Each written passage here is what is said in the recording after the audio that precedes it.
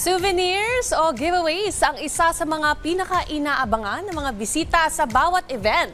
Hindi lang ito basta freebies, mahalaga rin ito for branding and connection. Kaya tara, silipin natin ang ilan sa mga pinaka-paboritong corporate giveaways. Panoorin natin to.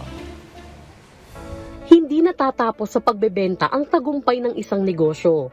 Sa panahon ng competitive landscape, mahalagang mag-iwan ng magandang impression sa mga customer. At isa sa mga simpleng paraan nito ay ang pagbibigay ng freebies na hindi lang aesthetic, kundi functional din. Kaya sa isang buyer's show, nagsama-sama ang iba't ibang suppliers upang ipakilala ang mga dekalidad at makabagong promotional items na maaaring gamitin ng mga negosyante sa pagpapalakas ng kanilang brand. It's important kasi a lot of these companies are SMEs. So ito yung chance nila na makahalubilo yung mga purchasing managers, mga PR directors, marketing ng mga big companies para makakuha sila ng orders. So kumbaga it levels the playing field. Binibigyang diin din ng mga exhibitor ang kahalagahan ng sustainability.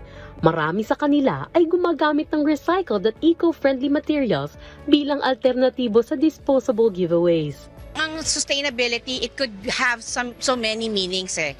It has so many layers to it when you say sustainable products. One thing is material, the process, the logistics, packaging. And even right now is the printing itself. It's very important po because we care for people and also for our environment.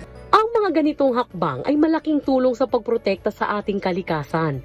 Dahil dito, nababawasan ng disposable waste at nahihikayat ang responsabling pagkonsumo. Yun yung way namin to give back to the community, to give back to the country, and to give back to the people na sinusupport namin.